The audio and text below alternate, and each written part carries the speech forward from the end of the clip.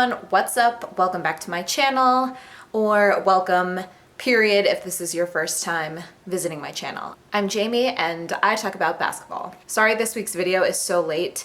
I've been working a lot, and then when I'm able to film, believe it or not, it's been gloomy in Los Angeles and I don't use lights, I just use a giant window in my room. But today it's sunny and I'm able to film for you guys, so let's just get going. I want to talk about the two players who were named Players of the Week in the Eastern and Western Conference last week.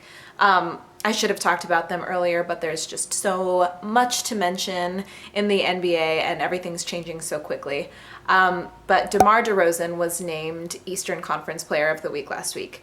And DeMar DeRozan is playing on a whole nother level this season. He was ranked 46th in the NBA, and I don't know if that just pissed him off that he was like, fuck you guys, watch what I can do this season, but if it is, then good on him, because he's playing some crazy offense. So he's averaging 33.3 points this season on 56% shooting, and he's only made I think 6 or 7 or 8, 6, somewhere in that range, 3-pointers this season. I was reading an article and he was talking about how he's like a bit of a rebel. And I think right now, especially with the Warriors and how a lot of teams are playing and utilizing the 3-point shot, I think he's trying to go against that. And he also really isn't driving into the paint that frequently. He's utilizing that mid-range jumper and he is doing it really well. This season, he's shooting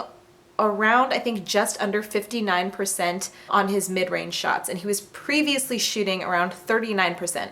So I was trying to figure out what is so different about his shot and his game this season, and to me, DeRozan looks a lot more athletic and he looks a lot stronger than he has previously. And I was reading that he was training a lot this past summer. He was just in the weight room a lot, and I think it's clear he's bullying his defenders, and it's really working. His ball handling skills also seem to have improved. He's not doing Kyrie Irving crazy crossovers all the time, but he is able to shake his defenders. The Raptors had a perfect week last week. They went 3-0. Unfortunately for them, they had a really shitty back-to-back this week. They played the Cavs and then they played the Warriors. They lost both. He played a really bad game against the Cavs. I think he scored like 24 or 26 points. I'm being sarcastic. And then against the Warriors, he did score 34, I believe. And the Western Conference Player of the Week last week was James Harden, who I don't love him as a player, and I think a lot of people feel that way just because he's the self-proclaimed best player in the league.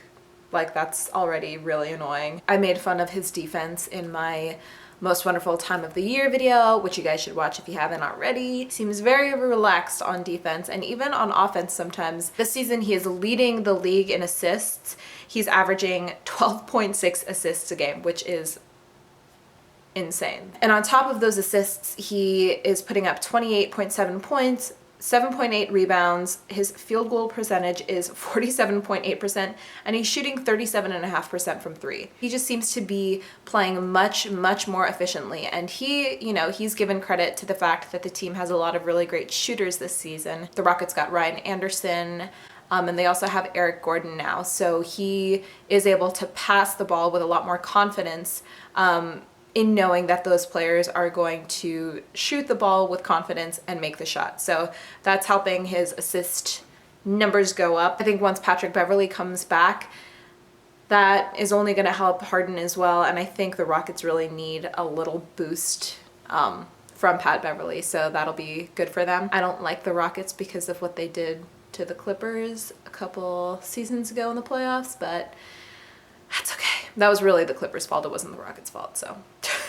One of the most improved players so far this season has been Andrew Wiggins on the Timberwolves, or the Timber Pups as my boyfriend likes to call them because they're so young. Did you guys see that game against the Lakers where he scored 47 points? Those 47 points led the Timber Pups to a 125-99 win against the Lakers. Wiggins is the 13th player to have scored 47 or more points at the age of 21 or younger. And in that group are players like Michael Jordan and Shaq and AI and LeBron James and Kevin Durant and Blake Griffin.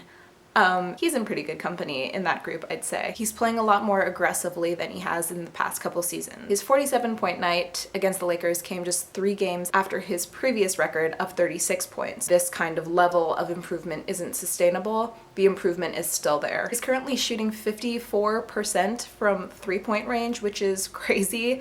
And not only is he shooting threes, he's not relying solely on shooting threes, but he is able to get to the rim as well. 54% from 3 is a huge improvement. He was previously shooting 30.4% from 3, so that is a gigantic leap. Some notable things to keep in mind as far as fantasy basketball goes. Jrue Holiday will be returning to the Pelicans this Friday. So definitely keep that in mind. The Pelicans have obviously had a really rough start. They started 0-8. They have won 2 games since. They did lose to the Magic, but Anthony Davis wasn't playing in that game, so that definitely had something to do with it. Jrue Holiday being added into the mix will definitely shake things up and help them out. I've mentioned the Nets a lot as far as fantasy basketball goes, and that's just because any player who's good on that team has a lot of opportunity to shine because the team itself isn't that great. So the good players are really going to stand out. Somebody who I completely overlooked and didn't think about, but have been watching play and am pretty shocked at how well he's playing, is Sean Kilpatrick. He's averaging 15.6 points, 4.8 rebounds, 2.5 assists, and 1 steal. In his second game as point guard, he scored 19 points. On a really shallow team like the Nets, those numbers are worth looking at, so keep Sean Kilpatrick in mind. And Maurice Harkless, I have not talked about yet. His jump shot is looking really good, and he's making 40% of his threes. Aminu is injured, so Harkless is definitely going to have to step up and play more of a role. And as always, I give you the flop of the week, Mr. Marcus Smart. I know it's embarrassing to get posterized, but don't. Just don't. Just don't. On the drive right here, you decide, Mike. He clears it, but does he really hit him? I don't think so. Alright guys, I do want to keep these videos a little bit shorter than I've been making them in the past, so that is all for this week. Please subscribe and like if you feel so inclined, and see you next time. Bye.